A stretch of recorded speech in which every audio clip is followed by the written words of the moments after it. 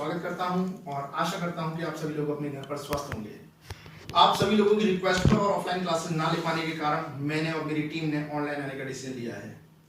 आप अभी तक और टीचर से पढ़े होंगे, उनके वीडियोस देखे होंगे, आपने उनके कोर्सेज परचेज किए होंगे। मेरी रिक्वेस्ट है कि एक बार आप अमित शर्मा स्पेशल देखिए, जिसमें मैं आपको 2 या 3 सेकंड में क्वेश्चन को बिना बॉल पेन के कैसे करते हैं तरीके बताऊंगा। और यदि आपको अमित शर्मा स्पेशल में कुछ इनोवेटिव या फिर कुछ क्रिएटिव लगता है तो आप हमारे साथ जुड़िए और हमारे चैनल को सब्सक्राइब कीजिए। देखते हैं आज किस प्रकार के हमें क्वेश्चन करने हैं। देखिए क्वेश्चन देखिए, इस क्वेश्चन में कह रहा है कि किसी कार्य को a प्लस बी 12 दिनों में, b व c 15 दिनों में और c व a 20 दिनों में कर सकते हैं। उसी कार्य को स्वतंत्रता पूर्वक करने में a, b और c में से प्रत्येक क्रमशः कितना समय लगेगा। यह क्वेश्चन 2 बार पूछा जा चुका है। मैं आपको अभी जितने भी क्वेश्चन कराऊंगा उनमें मैक्सिमम 90% क्वेश्चन प्रीवियस ईयर होंगे, जिससे कि आपको पता चले कि अमित शर्मा स्पेशल किस तरीके से हमें इंप्लीमेंट करना है क्वेश्चंस में। ठीक है, ये जो क्वेश्चन है इसे करने का एक जनरल मेथड है जिसे टीचर्स अडॉप्ट करते हैं, वो तरीका आपको बताते हैं। पहले मैं वो तरीका आपको बताऊंगा जिससे आपकी अंडरस्टैंडिंग थोड़ी सी क्लियर हो जाए। उसके बाद में मैं आपको अमित शर्मा स्पेशल बताऊंगा और यकीन मानिए अमित शर्मा स्पेशल यदि आपको अच्छे से क्लिक कर गया, समझ में आ गया, तो मैं आपको इस पर बॉल पेन चलाने की कोई आवश्यकता नहीं रहने दूंगा। ये मेरा कमिटमेंट है। ठीक है, स्टार्ट करते हैं। इस क्वेश्चन को करने का जनरल कंसेप्ट क्या है। क्वेश्चन में उसने बोला है कि a प्लस बी किसी कार्य को 12 दिनों में, b प्लस सी उस कार्य को 15 दिनों में और c प्लस a उस कार्य को 20 दिनों में समाप्त करते हैं। इस प्रकार के क्वेश्चन जब भी हमारे सामने आते हैं तो हमारा पहला काम होता है कि हम एलसीएम ले लेते हैं और वो एलसीएम जो होता है वो टोटल कार्य को बताता है, टोटल वर्क, कुल कार्य है कितना। तो हमने यहाँ पे इसका एलसीएम लिया और मैं छोटी से छोटी चीज आपको आगे चल के क्लियर करूंगा। अभी एलसीएम वगैरह लेने का मैं ये मानता हूं कि आपको बेसिक्स क्लियर है थोड़े बहुत, और मैं आगे जब आपकी चैप्टर वाइज पढ़ाऊंगा तो एक चीज, एक नॉलेज कंसेप्ट को क्लियर करूंगा। 12, 15 और 20 इसका यदि आप एलसीएम लोगे तो वो कितने आने वाला है, 60। ये जो 60 होता है हमें किस चीज को इंडिकेट करता है, टोटल वर्क को। माना कि 60 यूनिटों को लगाने का कार्य मिला था, a प्लस बी 12 दिन में लगाते हैं, तो मैं यदि ये कहने लगूं कि भाई a प्लस बी की एफिशिएंसी बताओ, यदि ये किसी कार्य को 12 दिनों में समाप्त कर रहे हैं और वो 60 यूनिटों को लगाने का कार्य, प्रत्येक दिन कितनी यूनिट लगाते होंगे, 5। b प्लस सी 15 दिन में समाप्त कर रहे हैं, 60 यूनिट लगा रहे हैं, तो कितनी यूनिट लगाते होंगे एक दिन में, ये 4। C प्लस 1 20 दिनों में 60 यूनिट लगा रहे हैं, तो प्रतिदिन कितनी लगाते होंगे, 3। अब यहां से हमें A plus B, B plus C और C प्लस A की एफिशिएंसी मिल गई। अब आगे हमें क्या करना है कि हम यहां पर टोटल वैल्यूज लिखेंगे। A प्लस B को मिला करके जो आ रहा है, उनकी ताकत आ रही है, उनकी एफिशिएंसी आ रही है, क्षमता जो आ रही है वो 5 है। B प्लस C को देख लेंगे भाई, B प्लस C बराबर में कितना है, 4 है। और C प्लस A को देखेंगे, C प्लस A बराबर में कितना है, 3 है। ये जनरल कंसेप्ट बता रहा हूं अभी आपको, जो जनरली टीचर्स अडॉप्ट करते हैं इसी तरीके से बताते हैं। ठीक है, ये हमने देखा यहां पर, आप देख पा रहे होंगे कि A का रिपीटिशन कितनी बार आया है, 2 बार। A कितनी बार आ चुका है, 2 बार आ चुका है। B कितनी बार आ चुका है, 2 बार। C कितनी बार, 2 बार। यदि मैं इन सबको जोड़ दूं तो मेरी वैल्यू जो बनने वाली है वो क्या बनने वाली है, 2A plus 2B plus 2C बराबर 5, 4, 9 और 3, 12। यदि मैं 2 कॉमन ले लूंगा और भाग दे दूंगा इसमें, तो वैल्यू क्या आएगी, A plus B plus C बराबर में 6। यहां तक आपको समझ में आ रहा होगा। अब आगे देखते हैं। ऐसे क्वेश्चन जब भी आपके सामने आएंगे तो आप आगे क्या करते हैं, आगे की एक्टिविटी आपकी क्या होती है, आप यहां लिखेंगे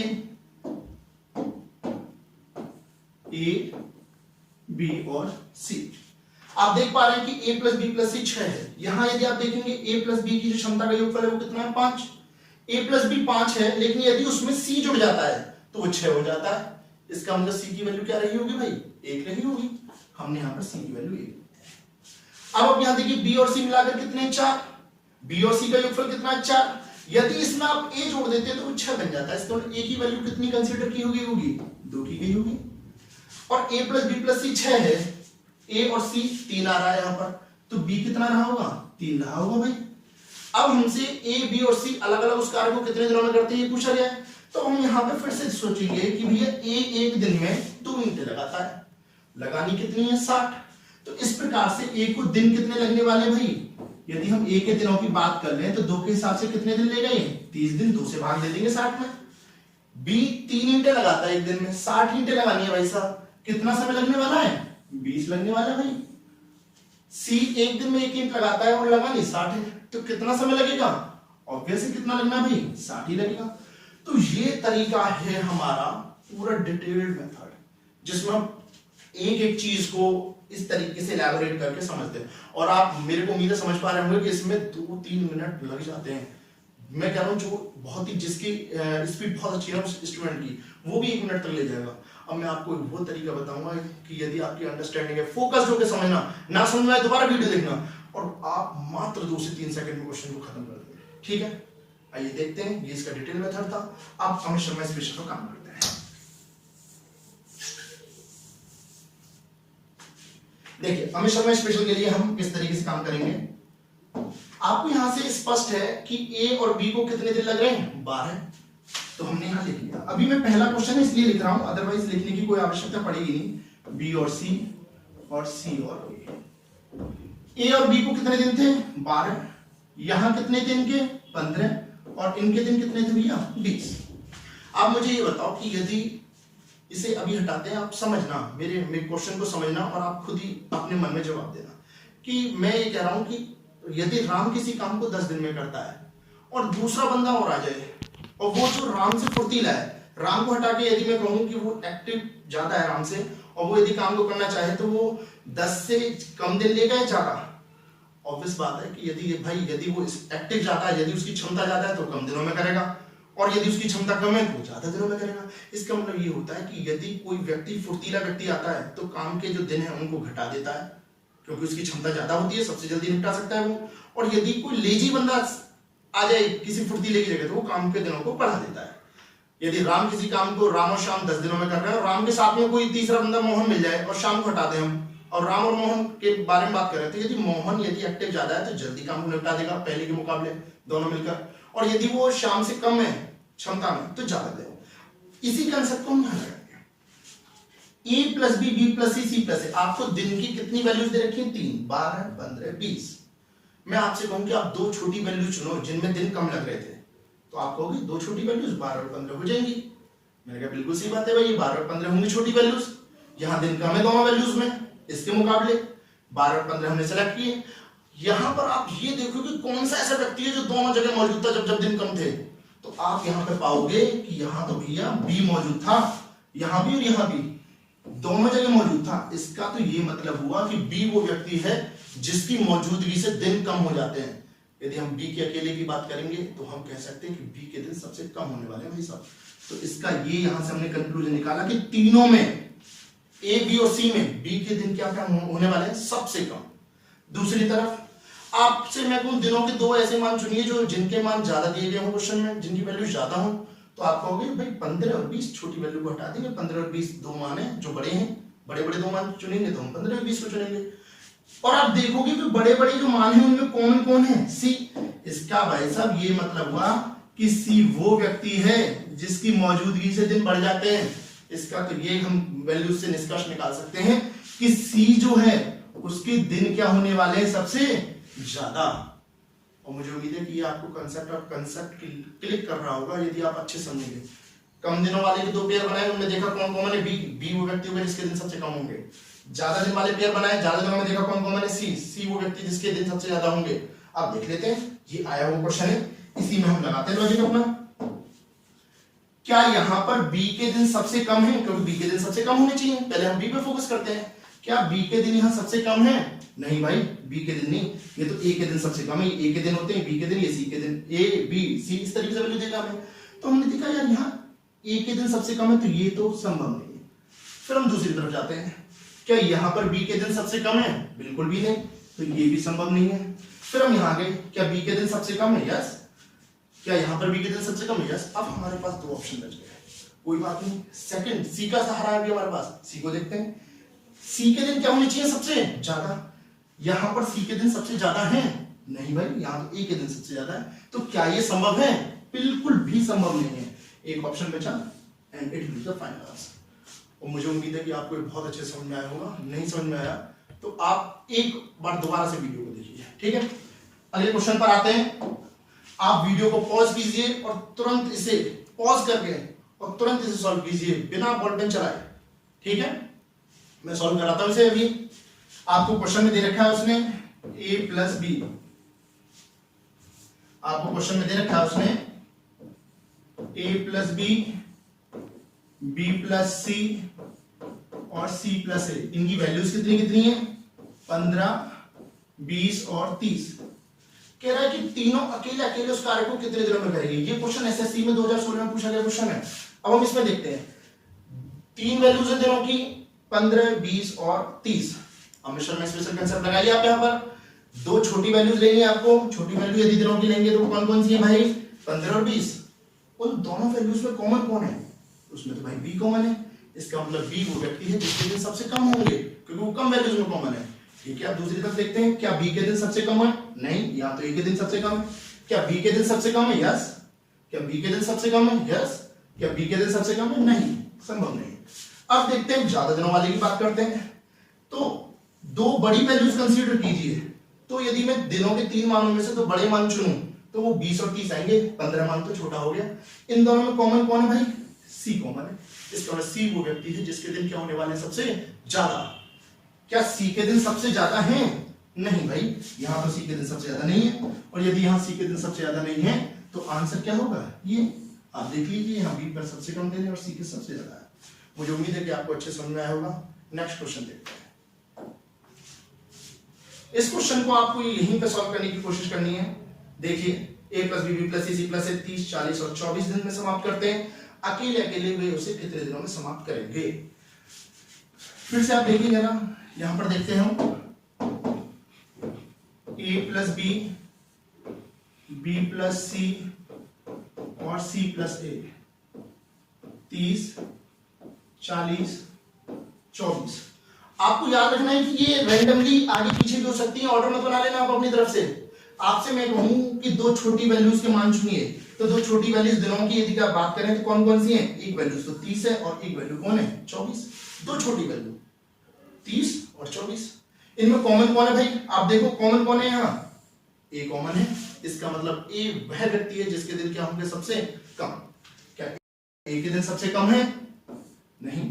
क्या ए के दिन सबसे कम है? यस। ए के दिन सबसे कम है? नहीं। क्या ए के दिन सबसे कम है? यस। अब सेकंड, आपको वह वैल्यू चुननी है जिसके मान ज्यादा है। यदि आप देखोगे ध्यान से तो ज्यादा वैल्यू चुनोगे तो 30 और 40 आएंगे, 24 तो छोटी वैल्यू है। कौन कौन से मान आएंगे? वो 30 और 40। और यहां पे कॉमन कौन है भाई? बी। इसका मतलब बी वह व्यक्ति है जिसके दिन सबसे ज्यादा है। क्या बी के दिन सबसे ज्यादा है यहां पर? नहीं। यदि बी के दिन यहां पर सबसे ज्यादा नहीं है तो इसे हटाएंगे हम।